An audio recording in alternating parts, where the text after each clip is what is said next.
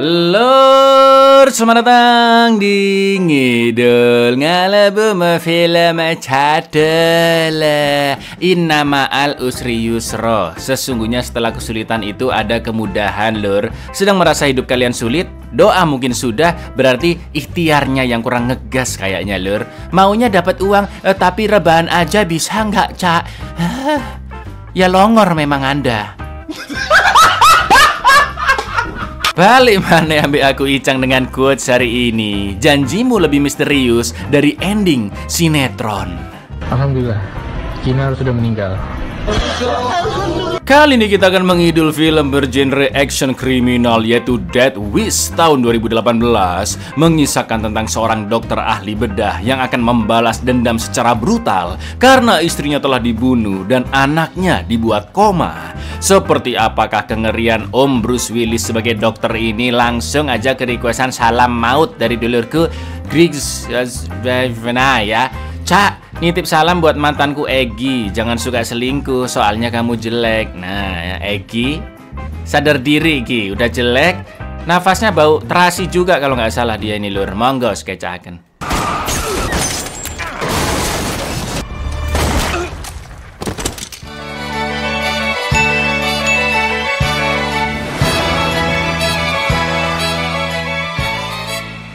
Film dimulai dengan informasi bahwa kejahatan di kota Chicago, Amerika sangat mengerikan. Terhitung ada 762 kasus pembunuhan dan 3.500 kasus penembakan hanya dalam setahun, lur. Semua warga pun semakin was-was, gelisah, dan hanya bisa berharap pada pemerintah agar terjadi perubahan di kota Chicago. Malam itu karena suatu insiden, seorang polisi yang tertembak di dada dan lehernya langsung dilarikan ke UGD untuk segera diselamatkan karena kondisinya sudah sangat kritis. Pak Deku bernama Paul Kersey yang seorang dokter bedah trauma atau dokter yang biasa menangani cedera serius dalam keadaan darurat dipanggil untuk segera menanganinya. Namun sayang semua sudah terlambat dan polisi itu pun tewas sebelum sempat dioperasi.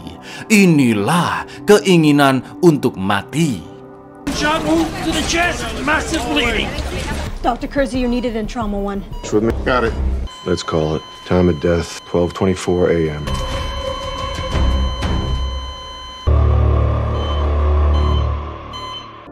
Dokter Paul sendiri sudah memiliki istri bernama Lucy dan juga seorang putri yaitu Jordan yang alhamdulillahnya hari itu baru mendapat kabar diterima kuliah di kampus favoritnya yang berada di New York. Lalu sore harinya Paul dan Lucy mendukung Jordan yang sedang bertanding bola. Akan tetapi ada satu bapak-bapak resek yang emosional sampai berkata kasar karena putrinya bermain kurang bagus. Paul pun mengingatkan agar menjaga sikap dan ucapannya sebab di sana banyak anak kecil dan karena nggak terima dinasehati, om-om ini pun menantang berkelahi, lur. Namun Paul tetap bersikap tenang dan tidak meladeninya. Paul, hey, that was what the crap. Just dial down the language. There's kids here. Or what? Take it easy, pal. You're gonna give yourself a heart attack. Come on, stop it. Get your wife to defend you. Setelah pertandingan selesai, mereka pun makan di warteg bersama adik dari Paul yaitu Frank sambil ngobrol ngalor ngidul membahas bapak-bapak resek tadi. Frank pun mengatakan jika dulunya saat muda Paul begitu garang, sangat sering berantem, ada yang macam-macam langsung disikat pokoknya sama dia, lur. Mereka juga merayakan gelar PhD yang baru didapatkan oleh Lucy dan itu artinya suami istri ini sama-sama dokter. Lalu saat akan pulang, Frank pun meminjam duit ke Paul sebesar $2.000 untuk membayar hutangnya. Dan meski terlihat enggan, namun Paul tetap akan meminjamkan uang ke adiknya. Setelah itu Frank pun pamit pulang dulu karena mas-mas Vale bernama Miguel sudah mengantarkan mobilnya. Paul pun sempat membahas tato MJ di tangan Miguel yang ternyata inisial dari namanya. Namun ketika Miguel mengambil mobil Paul, anehnya dia memfoto alamat rumahnya dari sistem navigasi mobil, lur. How much? $2 grand. It's okay. Paulie, thank you. 8 o'clock, La Fonda. I wouldn't forget a restaurant like that. MJ, Bulls fan? It's my name, Miguel Javier. Beberapa hari kemudian saat ulang tahun Paul, mereka sekeluarga akan makan malam bersama untuk merayakannya, dan Lucy juga memberikan kado jam tangan. Akan tetapi pihak rumah sakit tiba-tiba menelpon dan meminta Paul segera datang karena ada pasien yang harus ditangani. Sebagai istri dan anak yang pengertian, Lucy dan Jordan meminta ayahnya untuk lebih memprioritaskan keselamatan manusia dan makan malam bisa ditunda esok hari. Paul pun mau nggak mau akhirnya lanjut berangkat kerja, sedangkan Lucy dan Jordan baru pulang dari Indomaret cabang Amrik untuk membeli bahan-bahan kue ultahnya Paul. Namun tanpa mereka sadari lur, ada seonggok mobil van yang parkir di dekat sana. Ketika Lucy sedang membuat kue, Jordan pun diminta mengambil iPad-nya di lantai atas, dan ya, Lucy melihat ada satu jendela yang terbuka serta jejak sepatu di lantai. Lalu yang terjadi lur, Honey, did you get that iPad? Grabbing a charger, relax. Jordan, come down here right now.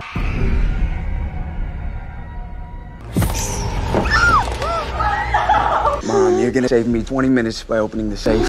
Tiga pria bertopeng sudah ada di dalam rumah, dan salah satunya memaksa Lucy membuka berangkas rumah. Karena ketakutan, Lucy tidak fokus membuka kunci berangkas. Namun setelah ditenangkan, Lucy pun berhasil membukanya dan memasukkan semua barang di sana ke dalam tas. Sementara itu dua pria lainnya sempat cekcok lur, karena salah satunya ngotot ingin memperkaos Jordan terlebih dahulu, padahal mereka tidak bisa berlama-lama di sana. Lalu ketika ada kesempatan, Jordan pun mengambil pisau dan menyayat wajah si pria mesum hingga dia membuka topeng dan wajahnya pun terlihat. Sedangkan Lucy yang juga sudah dibawa ke dapur melemparkan air panas ke wajah pria itu. Dan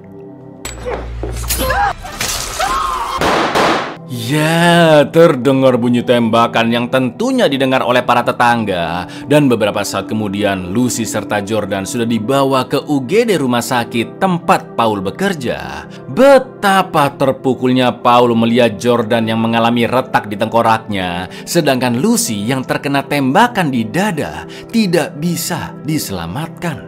Paul, we did everything we could.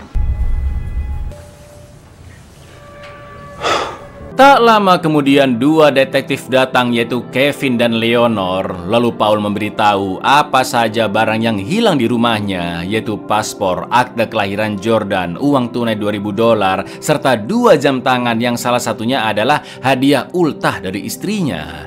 Dugaan detektif sementara, 3 pria itu memang berniat merampok seperti yang sudah sering terjadi di Chicago, karena dalam 9 bulan terakhir sudah terjadi 6 perampokan di sekitar sana. Frank yang juga sudah datang ke rumah sakit pun emosi karena kriminalitas semakin menggila dan seolah-olah pemerintah maupun kepolisian tidak menanganinya dengan serius.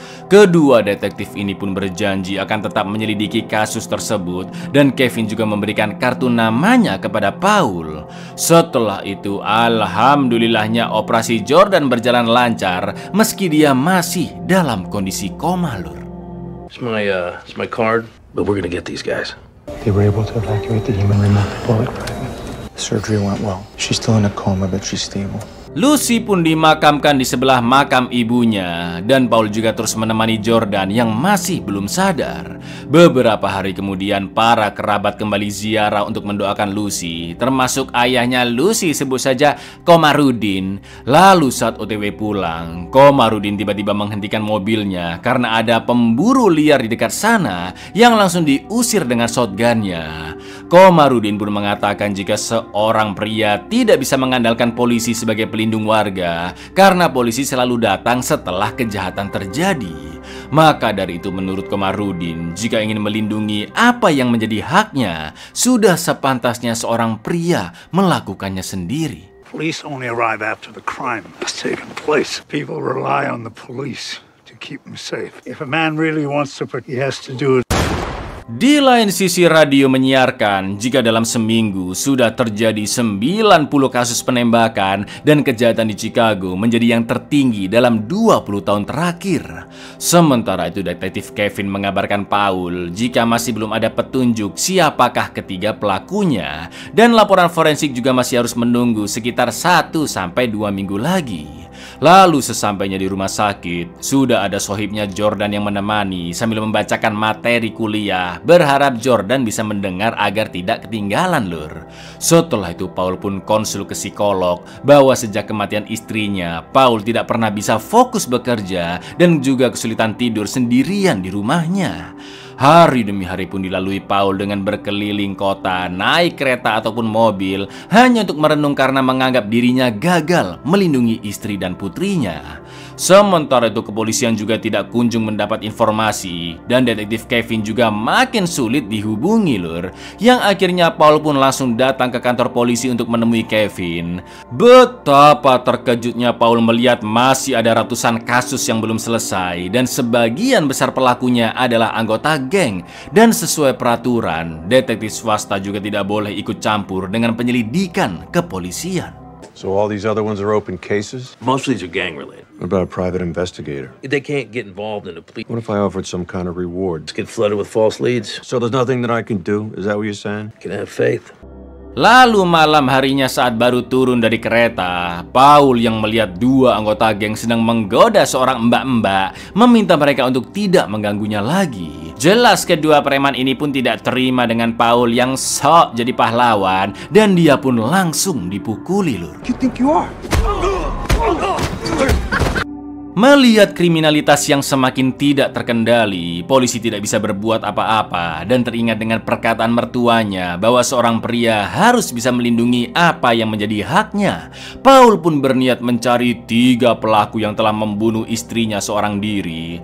Setelah melihat iklan toko senjata, Paul pun langsung survei ke sana yang terdapat bermacam-macam senjata, lur. Untuk urusan izin kepemilikan juga sangatlah mudah, cukup cepat, dan selama ini tidak pernah ada yang gagal saat kelas menembak.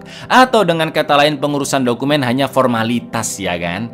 Awalnya Paul pengen mencoba beli, namun dia mengurungkan niat karena toko itu dipenuhi oleh CCTV, dan Paul tidak mau polisi memiliki bukti jika dirinya punya senjata. On this wall are all of our rifle case and 2 PMags, and then you'll just have to take a gun. Don't worry, no one ever fails. Business, my very favorite, right over here. Forgive me for asking. I'm gonna think about it. And I'll come back.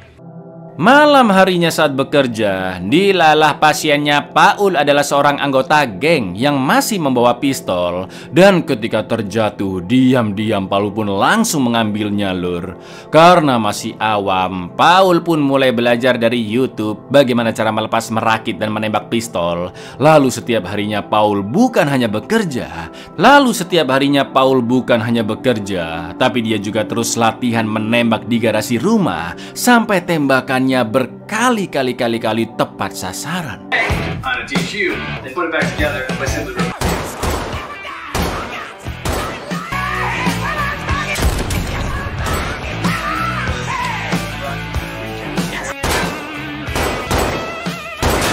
Setelah cukup menguasai ilmu perpistolan, saat malam hari Paul pun jalan-jalan ke wilayah rawan kejahatan. Dan begitu melihat sekelompok pria merampok mobil, Paul pun langsung menembaki mereka, lur.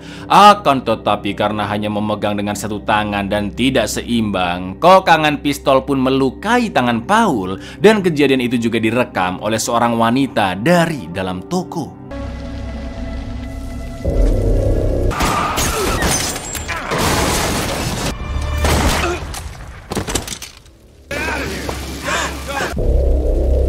Karena polisi sudah OTW ke TKP, Paul pun segera melepas jaketnya dan pulang ke rumah dengan kereta. Karena ini adalah kali pertamanya Paul membunuh, dia pun kesulitan tidur sebab masih kepikiran insiden barusan. Di lain sisi, mbak-mbak pemilik mobil memberi kesaksian ke Kevin dan Leonor jika pria yang menolongnya berkulit putih dan memakai tudung, seolah-olah dia adalah malaikat maut. Lalu ketika melihat rekaman dari wanita di toko, Kevin pun menyadari jika si pembunuh gangster belum terbiasa memegang pistol sampai tangannya terluka akibat kokang yang bergerak. Wanita ini juga telah mengupload video itu ke sosmednya dan telah ditonton oleh sangat banyak orang. That is the slide back and cutting his hand. Called him a guardian angel. Yeah, more like the Grim Reaper. He looked like a white dude. He had a hoodie. I uploaded that shit hours ago.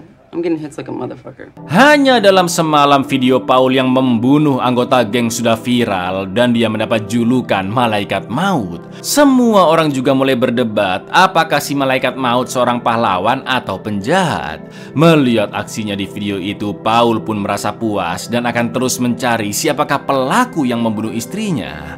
Setelah itu Paul menangani pasien bocil yang kakinya ditembak oleh seorang tukang es krim saat baru pulang sekolah. Bahkan tukang es krim itu mengancam akan membunuh si bocil jika tidak mau menuruti perintahnya.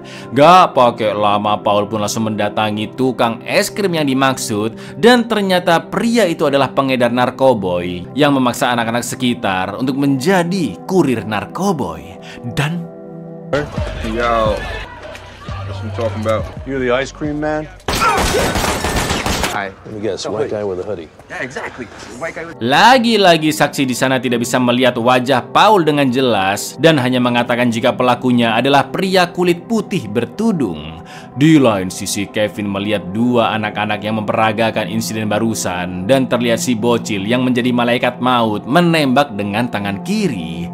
Kevin pun sadar jika pria tersebut kidal karena di penembakan pertama dia juga menggunakan tangan kiri. Lalu setelah dicari tahu ternyata pria es krim itu adalah salah satu penjahat besar, bukan hanya pengedar narkoboy, tapi juga pernah terlibat dalam 3 kasus perampokan. Wah, makin rame lah ya kan lur. Semua orang membicarakan malaikat maut yang berperan sebagai vigilante di kota Chicago, atau sosok yang menghakimi seseorang tanpa mempedulikan hukum yang berlaku. Sementara itu atasan Kevin dan Leonor meminta mereka segera menemukan siapakah identitas asli malaikat maut, karena pemerintah khawatir banyak yang akan meniru aksinya menjadi vigilante di berbagai kota. Kevin pun mulai menganalisa kenapa pria tersebut baru muncul sekarang, yang pastinya memiliki suatu motif tertentu. It's a slippery slope. So now everyone's just going to take their own hands. Don't we need people like this to keep the monsters at bay? We also know he's left-handed. About 1 million suspects. I mean, why now? Lit the fuse that set off our... Saat sesi konseling berikutnya, Bu psikolog merasa Paul terlihat semakin membaik dan Paul hanya beralasan jika dia sering berolahraga untuk mengalihkan kesedihannya. Alah, olahraga mateni wong tapi latihan demi latihan pun terus dilakukan yang membuat bidikan Paul semakin tepat sasaran. Lalu ketika Paul bekerja dan menangani pasien yang baru ditembak, betapa terkejutnya Paul melihat pria itu adalah Miguel, si Mas Vale, dan dia memakai jam tangan hadiah dari Lucy untuk Paul yang hilang saat insiden perampokan. Paul yang tahu Miguel pasti terlibat langsung membunuhnya dengan menaikkan tekanan alat pacu jantung. Setelah itu Paul pun mengambil HP Miguel yang masih ada di mobil ambulan, membuka password HP dengan sidik jari Miguel, lalu mengambil jam tangan pemberian Lucy. George.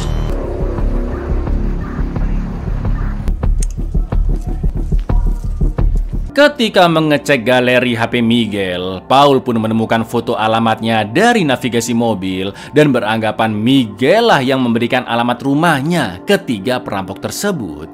Selain itu, Paul juga menemukan alamat sebuah warkop di mana Miguel akan bertemu dengan seseorang di sana.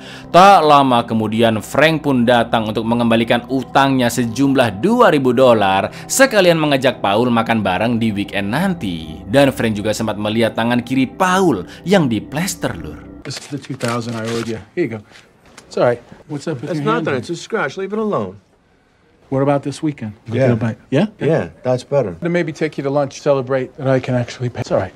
Malam itu seperti biasa Paul menyolong hoodie dari baju-baju pasien yang akan dibuang. Lalu dia pun datang ke warkop tempat janjian dengan Miguel dan bertemu dengan pemiliknya bernama Ponytail.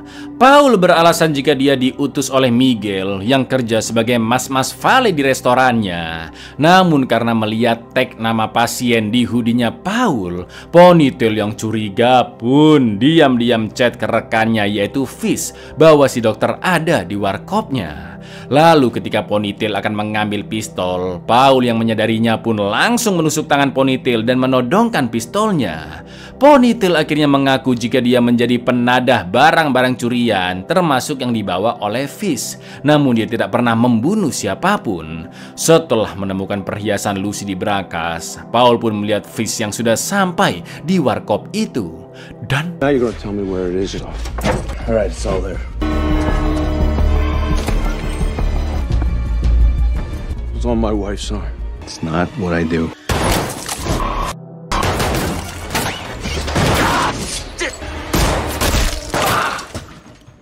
Fish pun hanya bisa pasrah karena kakinya tertembak dan pelurunya telah habis. Fish juga mengaku dia tidak membunuh Lucy, melainkan temannya bernama Joe yang kerja di sebuah bengkel. Akan tetapi karena Fish masih saja melawan, Paul pun membunuhnya juga mengambil harddisk rekaman CCTV warkop. Namun tanpa dia sadari, cincinnya terjatuh di sana, Lur. Joe got it. Fucking no body shot. Sesampainya di rumah, Paul mencari info di YouTube bagaimana cara merusak harddisk agar semakin sulit untuk diakses. Lalu keesokan harinya warga pun kembali gempar karena kabar tewasnya dua pria di warkop sudah diberitakan dan banyak yang mulai mengidolakan sosok malaikat maut. Sementara itu di rumah sakit, Paul didatangi oleh Kevin dan Leonor yang mengabarkan bahwa korban semalam yaitu Fish kemungkinan salah satu dari 3 pelaku penembakan Lucy karena ditemukan cincin Paul di TKP. Kevin dan Leonor berjanji akan menemukan 2 pelaku lainnya dengan cara menyelidiki siapa yang sering menjadi rekan kerjanya Fish dan apa yang dia lakukan beberapa hari terakhir. Mantuk-mantuk aja si Paul, Lur. Padahal dalam hatinya, halah kelamaan bos kerjanya polisi bos. Habis gini langsung tak sikat pelaku kedua, batinnya si Paul, Lur. Setelah mengubek-ngubek HP-nya Fish, Paul yang sudah tahu di mana lokasi bengkel Joe si pelaku kedua segera datang ke sana. Ternyata Joe adalah pria yang saat perampokan ingin memperkaos Jordan, Lur, karena terlihat bekas sayatan pisau di wajahnya. Yo, we're closed, pal. Yeah, Joe, you're right. Get me the f out of here, man. What the f?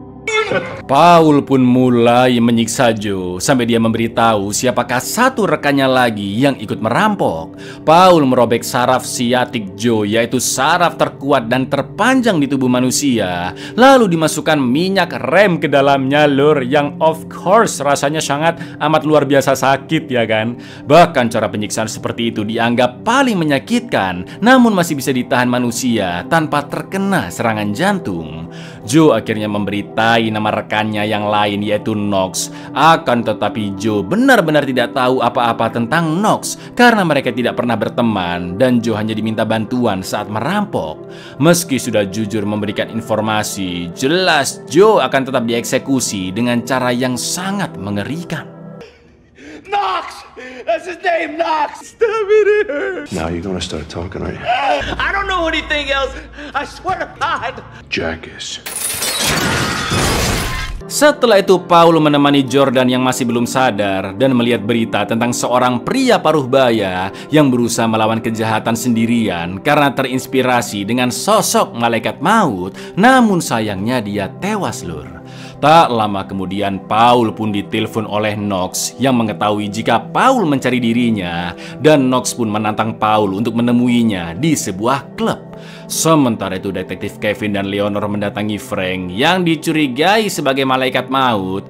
Mereka pun meminta Frank untuk menunjukkan tangan kirinya karena malaikat maut adalah pria kidal dan pasti masih ada bekas luka dari kokakan pistol. Mendengar itu Frank pun langsung teringat jika tangan kiri kakaknya Paul sedang terluka. Namun Frank tidak memberitahukannya ke Kevin dan Leonor. Dari sana Frank pun langsung datang ke rumah Paul dan sangat terkejut melihat ruang basement yang berantakan serta banyak peluru. Oh, come on, man. We gotta talk, Paul. Ketika sampai di klub, Knox menyuruh Paul menemuinya di toilet dan begitu Paul menelpon nomornya, terdengar bunyi dering HP dari salah satu bilik. Gak pakai lama Paul langsung menembaki bilik kloset tersebut, tapi ternyata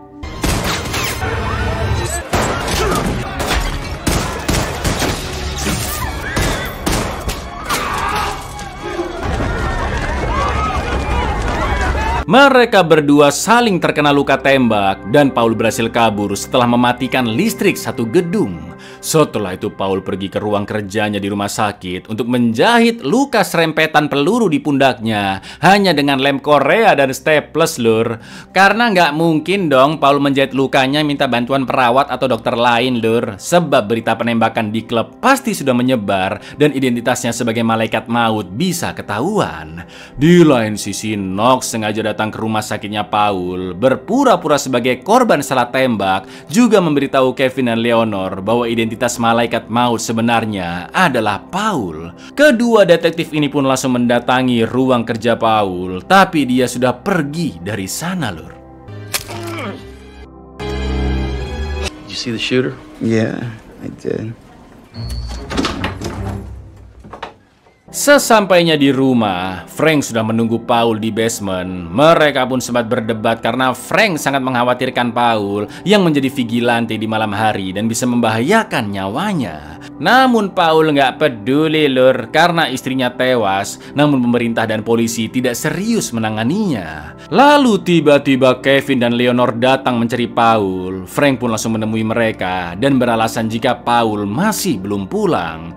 Mendengar itu mereka pun tahu jika Frank pasti berbohong. Namun menurut Kevin, mereka tidak bisa menangkap Paul begitu saja tanpa adanya bukti konkret jika dia memang si malaikat maut.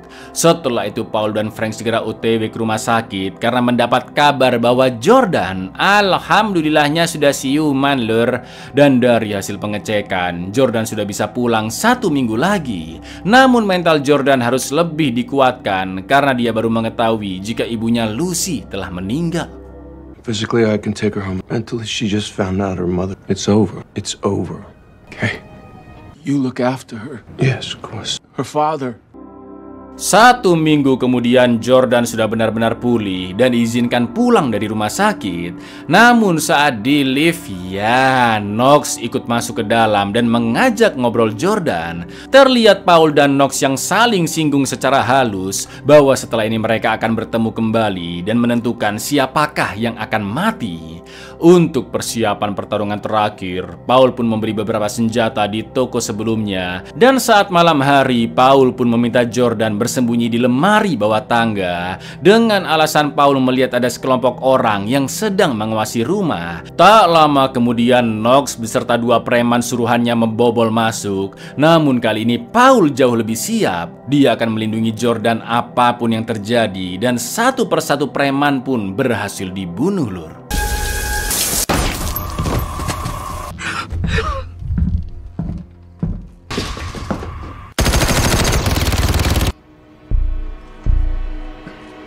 Kini hanya tersisa Knox seorang diri dan Paul yang melihat pintu basement terbuka masuk ke dalam sana. Tapi ternyata itu hanya jebakan Knox yang langsung menembak lengan Paul dari belakang. Namun saat perhatian Knox teralihkan ketika mendengar suara teriakan Jordan, Paul pun menendang tombol tersembunyi di meja depannya yang sudah di-custom sebagai tempat rahasia penyimpanan senjata.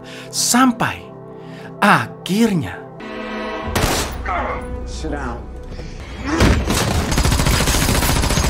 tak lama kemudian polisi pun datang dan Paul mengaku ke Kevin jika luka di tangan serta bahunya adalah karena ditembak oleh Knox DKK malam itu. Paul juga sudah memiliki izin bersenjata dan baru membeli berbagai senjata di sebuah toko dengan alasan untuk berjaga-jaga jika terjadi perampokan lagi. Kevin pun hanya berpesan agar Paul terus menyelamatkan nyawa. Atau dengan kata lain, Kevin sebenarnya tahu jika Paul adalah sosok malaikat maut. Namun Kevin tetap membiarkan Paul menjalankan perannya menjadi vigilante demi kebaikan kota Chicago. Before Knox came back, he thought Jordan, like any man would, bought these guns. Just in case something like this ever. For the pistols and the rifle. You can call Jolly Rogers. Kersby, stick to saving lives. You're good at it. Di akhir film, Paul mengantarkan Jordan yang akan berangkat ke New York untuk melanjutkan kuliahnya, dan Jordan diminta sering-sering memberi kabar. Lalu saat akan pulang, Paul pun melihat seonggok preman yang nyolong koper tamu hotel. Paul pun langsung meneriakinya dan mengacungkan tangannya dengan bentuk pistol, yang mana artinya Paul akan tetap menegakkan keadilan dengan caranya sendiri tanpa mempedulikan hukum yang berlaku. Hey! Abuyar, ngeri ya kan? Udah kayak Petrus Om Bruce Willis di sini lur. Harusnya ya, yang jadi sasaran itu bukan cuma preman jalanan aja ya kan? Preman-preman elit juga bisa jadi opsi loh. Assalamualaikum.